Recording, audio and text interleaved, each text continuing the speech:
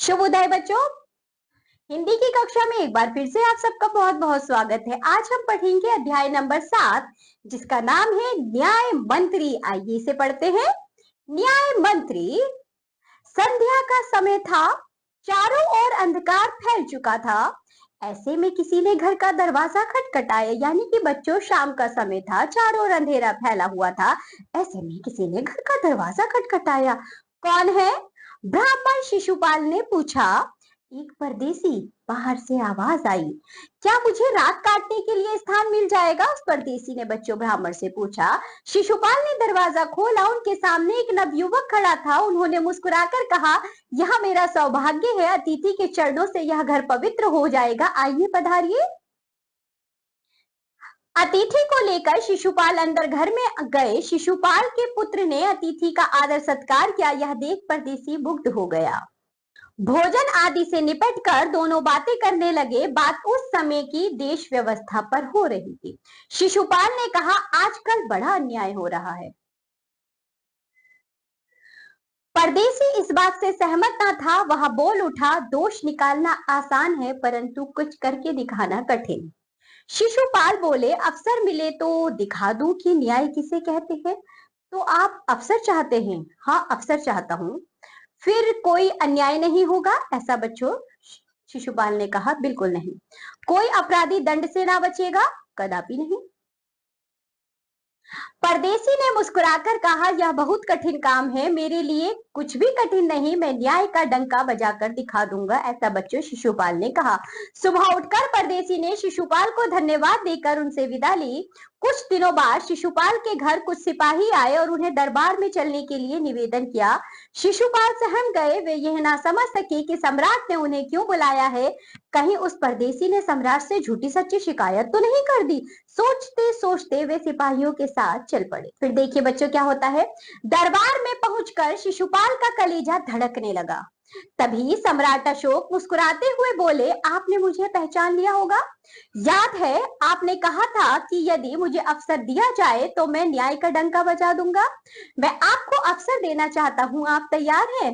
तो बच्चों वह जो अतिथि बनकर आए थे वह सम्राट थे। शिशुपाल ने बड़ी शांति से उत्तर दिया, यदि सम्राट की यही इच्छा है तो मैं तैयार हूं। बहुत ठीक। कल से आप न्याय मंत्री नियुक्त हुए, सम्राट ने कहा और अपने हाथ से राजमुद्रा उतारकर शिशुपाल को पहना दी। अब शिशुपाल न्याय मंत्री थे। उन्होंने राज्य की समुचित व्यवस्था की देखरेख आरंभ की। उनके सुप्रबंध से राज्य में पूरी तरह शांति रहने लगी। किसी को किसी प्रकार का भय नहीं था। लोग घरों के दरवाजे तक खुले छोड़ देते थे। चारों तरफ न्याय मंत्री के सुप्रबंध और न्याय की धूम मच गई। लगभग एक महीने बाद किसी ने एक पहरेदार की हत्या कर दी। सुबह होते ही यह बात चारों तरफ फैल गई। लोग बड़े हैरान थे। शिशुपाल की तो नींद ही उड़ गई। उन्होंने अपराधी का पता लगाने में रात दिन एक कर दिया। सम्राट ने शिशुपाल को अपराधी का पता लगाने के लिए 1 सप्ताह का समय दिया। जब अपराधी का पता चला तो शिशुपाल बहुत चक्के रह गए। स्वयं सम्राट ने ही उस पहरेदार की हत्या की थी। सम्राट को कैसे अपराधी घोषित किया जाए? परंतु न्याय की दृष्टि से सम्राट और साधारण व्यक्ति में कोई अंतर नहीं होता। शिशुपाल ने अपना कर्तव्य निश्चित कर लिया। शिशुपाल शांत भाव से दरबार में आए। सम्राट अशोक सिंहासन पर बैठे हुए थे। उन्होंने पूछा, अपराधी का पता चला? न्याय मंत्री ने साहस पूर्वक कहा, जी हाँ, पता चल गया है। तो फिर उसे उपस्थित करो, सम्राट बोले। न्याय मंत्री कुछ रुके, फिर अपने कुछ अधिकारी को संकेत करते हुए बोले, धनवीर बंदी बना लो, इन्हें मैं आज्ञा देता हूं। संकेत सम्राट की ओर था। दरबार में निस्तब्धता छा गई। सम्राट का चेहरा क्रोध से लाल हो गया। वे सिंहासन से उठ खड़े हुए और बोले, इतना साहस! न्याय मंत्री ने जैसे कुछ सुना ही ना। फिर बोले, धनवीर देखते क्या हो, अपराधी को पकड़ो। दूसरे ही क्षण सम्राट बंदी बन चुके थे। न्याय मंत्री ने कहा, अशोक, तुम पर पहरेदार की हत्या का आरोप है, तुम इसका क्या उत्तर देते हो? सम्राट होठ काट कर रह गए। न्याय मंत्री ने फिर पूछा, तो तुम अपराध स्वीकार करते हो? हाँ, मैंने उसे मारा अवश्य है, पर वह उद्दंड था। सम्राट का उत्तर था ये।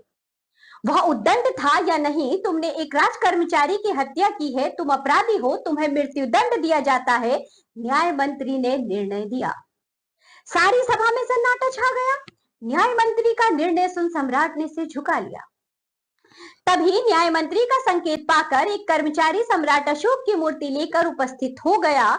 न्याय मंत्री ने खड़े होकर कहा, सज्जनों, यह सच है कि अपराधी को दंड मिलना चाहिए, परंतु अपराधी कोई नहीं, स्वयं सम्राट है। अतएव मैं आज्ञा देता हूं कि सम्राट को चेतावनी देकर छोड़ दिया जाए और उनके स्थान पर अशोक की इस मूर्ति को फांसी पर लटका दिया जाए, जिससे लोगों को शिक्षा मिले। सभा में न्याय मंत्री की जय जयकार गूंज उठी। शिशुपाल ने राजमुद्रा सम्राट अशोक के सामने रख दी और बोले, महाराज, यह राजमुद्रा वापस ले, मुझसे अब ये बोझ नहीं उठाया जाएगा। अशोक ने सम्मान भरी दृष्टि से उनकी ओर देखते हुए गदगद कंठ से कहा, आपने मेरी आंखें खोल दी हैं, आपका साहस प्रशंसनीय है। यह भार आपके अतिरिक्त और कोई नहीं उठा सकता। न्याय मंत्री निरुत्तर हो गए।